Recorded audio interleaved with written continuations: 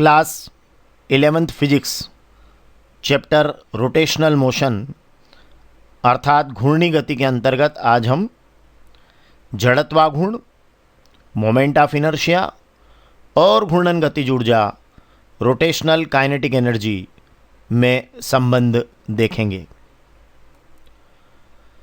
जड़त्वाघूर्ण, moment of inertia और घूर्णन गतिज ऊर्जा रोटेशनल काइनेटिक एनर्जी में रिलेशन।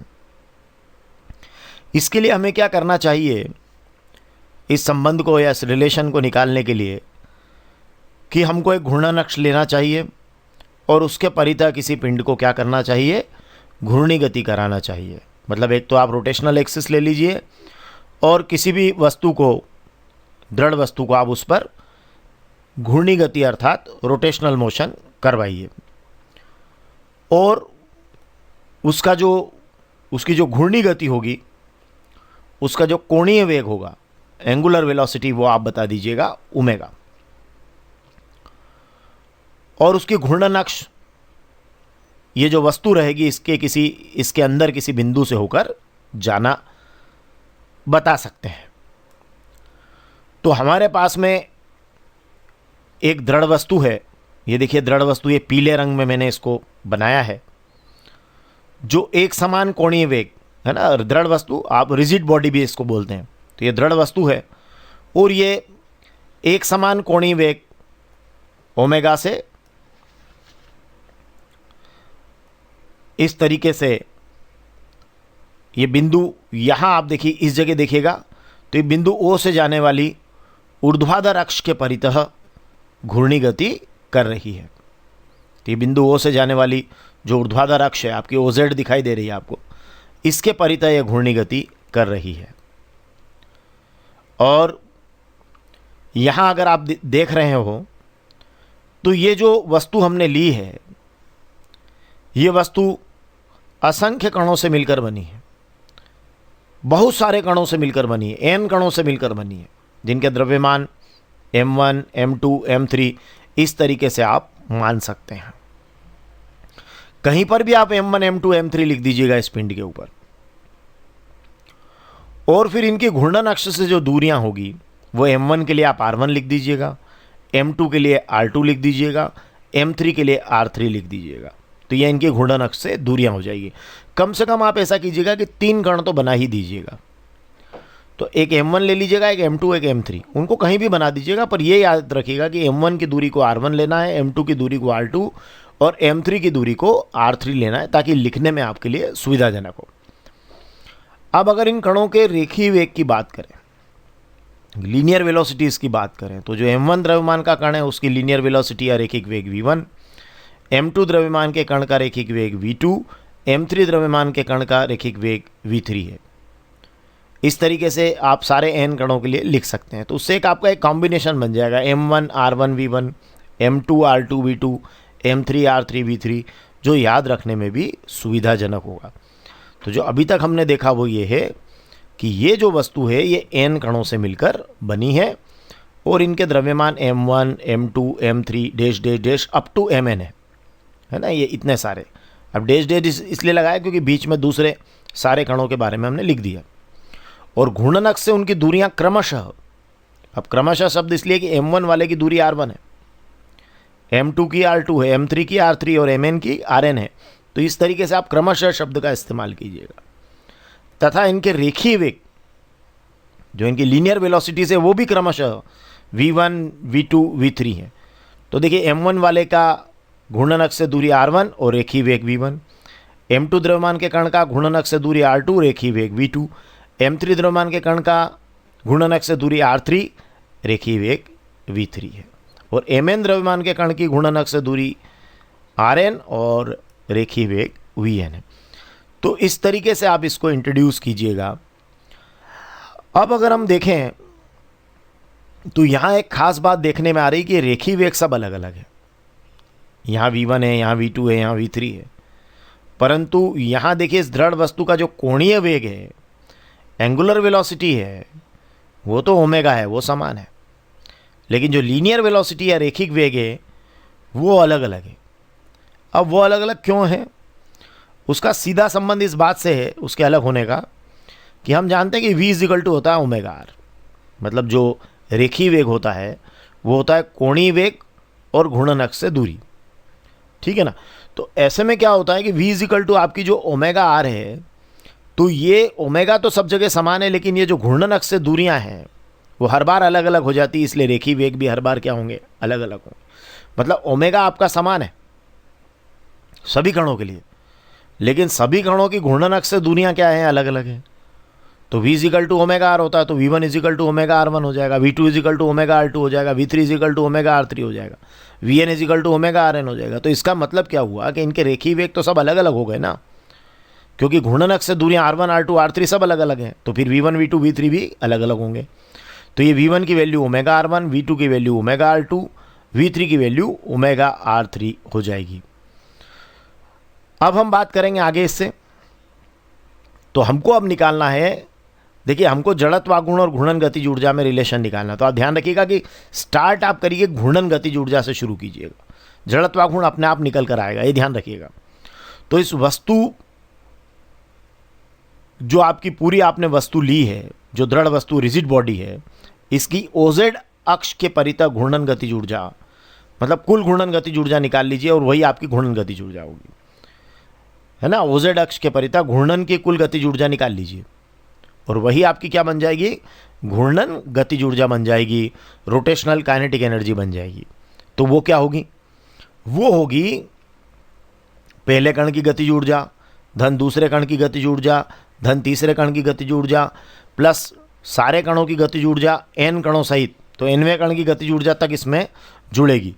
तो आप ऐसे में अगर देखेंगे तो ये होगा घूर्णन गतिज ऊर्जा आपकी बन जाएगी पहले कण की हाफ m1v1 स्क्वायर, ये पहले कण की गतिज ऊर्जा, हाफ m2v2 स्क्वायर दूसरे कण की गतिज ऊर्जा। हाफ mv स्क्वायर गतिज ऊर्जा का फार्मूला होता है, हम जानते हैं, है ना।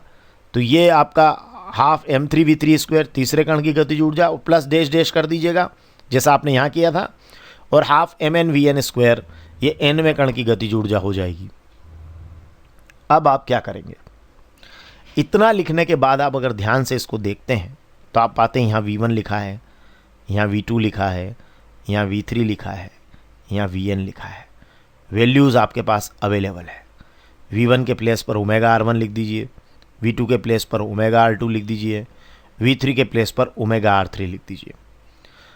पर यहाँ v1 का स्क्वायर है तो ये हो जाएगा ओमेगा स्क्वायर r1 स्क्वायर। देखिए आप v1 का स्क्वायर कीजिए तो ये हो जाएगा ओमेगा स्क्वायर r1 स्क्वायर, क्योंकि जब आप v1 का स्क्वायर करने जाएंगे तो ये ओमेगा r1 का पूरे का स्क्वायर होगा, है ना, होल स्क्वायर होगा। तो फिर v1 square is equal to हो जाएगा ओमेगा स्क्वायर r1 स्क्वायर, मतलब दोनों का स्क्वायर होगा क्योंकि होल स्क्वायर बनेगा है।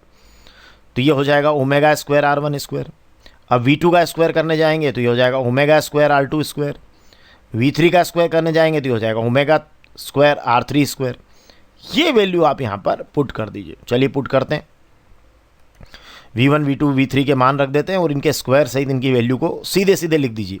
हाफ को कॉमन ले लीजिए, हाफ सब दूर है तो ये हाफ आपने कॉमन ले लिया। हो सकता है एक स्टेप पहले आप एक स्टेप में हाफ को कॉमन भी ले सकते हैं, है ना, अभी इस समय भी ले सकते हैं। तो ये m1 अपनी जगह है, हाफ कॉमन ले लिया, m1 है ही, और v1 का स्क्वायर तो ये हो गया ओमेगा स्क्वायर r1 स्क्वायर। देखिए फिर से एक बार, v1 इज इक्वल टू है ओमेगा r1, जब आप v1 का स्क्वायर करेंगे तो ये ओमेगा r1 का होल स्क्वायर होगा, तो ये बनेगा omega square r1 square plus m2, half तो कॉमन हो चुका है, v2 स्क्वायर ये हो जाएगा ओमेगा स्क्वायर r2 स्क्वायर, ठीक है ना, v2 की वैल्यू ओमेगा r2 है। अब v3 स्क्वायर ये हो जाएगा ओमेगा स्क्वायर r3 स्क्वायर, देखिए आप, plus dash dash dash dash half common हो चुका है, mn और vn स्क्वायर तो ये हो जाएगा ओमेगा स्क्वायर rn स्क्वायर। ये देखिए vn लेंगे तो ओमेगा स्क्वायर rn स्क्वायर। अब अगर आप ध्यान से इसको देखते हैं तो आपके पास में यहाँ ओमेगा स्क्वायर भी सब दूर से कॉमन है। देखिए इतना केवल ये मात्र घूर्णन गतिज ऊर्जा, जैसे ही आपको ये रोटेशनल काइनेटिक एनर्जी के साथ मोमेंट ऑफ इनर्शिया का रिलेशन दे, आप बिल्कुल समझ जाइएगा कि मुझे रोटेशनल काइनेटिक एनर्जी अर्थात घूर्णन गतिज ऊर्जा से ही शुरू करना है। आप इसी से स्टार्ट कीजिएगा, उसके बाद अपने आप ही आंसर हो जाएगा। आप घूर्णन गतिज ऊर्जा लिखेंगे फिर अपने आप आपको दिखने लगेगा कि हाँ मुझे v1 रखना है, v2 रखना है, v3 रखना है। फिर यहाँ जब आप वैल्यू पुट कर देंगे तो आपको अपने आप दिखने लगेगा कि मुझे ओमेगा स्क्वायर कॉमन लेना है। ये सब अपने ऑटोमेटिक प्रोसेस होगा। तो आपको सब इसमें ये ध्यान रखना है कि हमको घूर्णन गतिज ऊर्जा से स्टार्ट करना है और ये जो पूरी थ्योरी चल रही है मोमेंट ऑफ इनर्शिया है, जड़त्वाघूर्ण के फार्मूला की भी थी, डायग्राम भी वही है, मैंने बिल्कुल सेम बनाया है। अगर आप मोमेंट ऑफ इनर्शिया का वीडियो देखेंगे यही डायग्राम है, यही थ्योरी है। तो चलिए आगे बढ़ते हैं। E K is equal to half omega square common ले लीजिए, ये हो जाएगा m1r1 square plus m2r2 square plus m3r3 square plus dash dash dash plus mnrn square. देखिए ओमेगा स्क्वायर यहाँ से भी हटा दिया, यहाँ से हटाया, यहाँ से हटाया, सभी जगह से कॉमन हो गया। अब आप यहाँ देखिए इसको ध्यान से, E K is equal to half omega square. मैंने कहा था सब चीज़ें ऑटोमेटिक आपको दिखाई देगी। यहाँ देखिए m1r1 square plus m2r2 square plus m3r3 square plus dash dash dash mnrn square. क्या है ये? ध्यान से देखिए, द्रव्यमान गुणा दूरी का वर्ग है, तो द्रव्यमान गुणा दूरी का वर्ग क्या होता है? ये होता है जड़त्व आघूर्ण, ये होता है जड़त्व आघूर्ण। तो ये क्या हो रहा है? m1 द्रव्यमान के कण का घूर्णन अक्ष के परितः जड़त्व आघूर्ण है, ये m2 द्रव्यमान के कण का घूर्णन अक्ष के परितः जड़त्व आघूर्ण है, ये m3 द्रव्यमान के कण का घूर्णन अक्ष है, और ये पूरा सारे सब के सब जोड़ रखे हैं। इसका मतलब ये है कि ये इस पूरी दृढ़ वस्तु का घूर्णन अक्ष के परितः जड़त्व आघूर्ण है, ये वाला हिस्सा जो ब्रैकेट में लिखा है। और अगर ये पूरी अक्ष के परितः इस पूरी अक्ष ओजेड के परितः जो है ये आपका इस पूरी दृढ़ वस्तु का जड़त्व आघूर्ण है, तो फिर ऐसे में ये सिग्मा mr स्क्वायर बन गया है, जिसको हम समेशन बोलते हैं। तो समेशन mr स्क्वायर बन गया, तो ये आपका बन जाएगा E K is equal to half omega square summation mr square. अब समेशन mr स्क्वायर बन गया, देखिए आप ये जड़त्व आघूर्ण बन गया है समेशन mr स्क्वायर। आप यहाँ लिख सकते हैं i is equal to 1 to i is equal to n mi square, या आप सीधे सीधे ऐसा भी लिख सकते हैं समेशन mr स्क्वायर। अब ये समेशन mr स्क्वायर आपका बन गया i, जिसको आप कहते हैं जड़त्व आघूर्ण मोमेंट ऑफ इनर्शिया। तो ये ई के लिख रहे थे आप घूर्णन गतिज ऊर्जा को, रोटेशनल काइनेटिक एनर्जी को, हाफ ओमेगा स्क्वायर इंटू आई। क्या रिलेशन आया ये देखिए आप ध्यान से, है ना। ये आई क्यों लिखा आपने समेशन mr स्क्वायर के प्लेस पर? क्योंकि ये जड़त्व आघूर्ण है। अब ध्यान से देखिए, ई के आपकी क्या है? घूर्णन गतिज ऊर्जा, हाफ ओमेगा कोणीय वेग, तो कोणीय वेग का स्क्वायर हो रहा है, एंगुलर वेलोसिटी का स्क्वायर है, इनटू आई मतलब गुणित जड़त्व आघूर्ण। तो ये हो रहा है घूर्णन गतिज ऊर्जा बराबर 1/2 गुणित कोणीय वेग का स्क्वायर गुणित जड़त्व आघूर्ण। तो आप इस रूप में भी, आपको हिंदी में भी आप इसको लिख पाएंगे कि घूर्णन गतिज ऊर्जा बराबर 1/2 गुणा कोणीय वेग का वर्ग गुणा जड़त्व आघूर्ण। अगर आप यहां से चाहते हैं कि जड़त्व आघूर्ण और घूर्णन गतिज ऊर्जा के रिलेशंस के साथ आप जड़त्व आघूर्ण को परिभाषित कर पाएँ, तो आप आसानी से कर सकते हैं। देखिए आप ओमेगा को कर दीजिए यहाँ पर 1, है ना। जब आप ओमेगा को यहाँ 1 कर देंगे तो क्या होगा? देखिए आप, अगर आपने ओमेगा को 1 कर दिया, देखिए आप ओमेगा को 1 कर दीजिए तो ये 2e बन जाएगा, क्रॉस मल्टीप्लाई कर दीजिए तो ये 2e, तो आई की वैल्यू हो जाएगी 2e। तो यहाँ से कई बार ये भी पूछा जाता है कि आप यहाँ से जड़त्व आघूर्ण को परिभाषित कीजिए, तो बिल्कुल कर सकते हैं कि अगर ओमेगा 1 है तो देखिए आई की वैल्यू हो रही है 2e। ये देखिए अब मैं यहाँ से इसका रिलेशन देखिए आप अब बिल्कुल आसानी से हम बना सकते हैं। ओमेगा मतलब क्या है? ओमेगा मतलब है कोणीय वेग, है ना, एंगुलर वेलोसिटी। कितनी कर दी आपने? इकाई कर दी, ठीक है।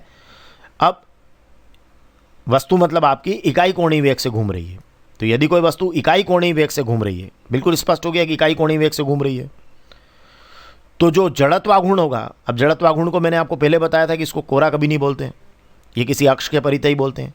तो किसी घूर्णन अक्ष के परितः किसी पिंड का जो जड़त्व आघूर्ण होगा वो संख्यात्मक रूप से उस अक्ष के परितः उस वस्तु की घूर्णन गतिज ऊर्जा के दुगने के बराबर होगा।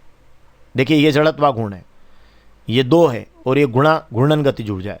तो जड़त्व आघूर्ण संख्यात्मक रूप से घूर्णन गतिज ऊर्जा के दुगने के बराबर होगा यदि क्या हो रहा हो? वस्तु उस अक्ष के परितः इकाई कोणीय वेग से घूम रही हो। अगर वस्तु किसी अक्ष के परितः एकांक कोणीय वेग से घूम रही हो तो जड़त्व आघूर्ण का संख्यात्मक मान घूर्णन गतिज ऊर्जा के दुगने के बराबर होगा। यहां से शुरू करना हो तो यहां से कर दीजिए कि घूर्णन अक्ष के परितः किसी भी वस्तु का जो जड़त्व आघूर्ण होगा वो उस अक्ष के परितः घूर्णन गतिज ऊर्जा के दुगने के बराबर होगा यदि वस्तु इकाई कोणीय वेग से घूम रही हो। तो इस तरीके से आप ये रिलेशन भी दे सकते हैं, धन्यवाद।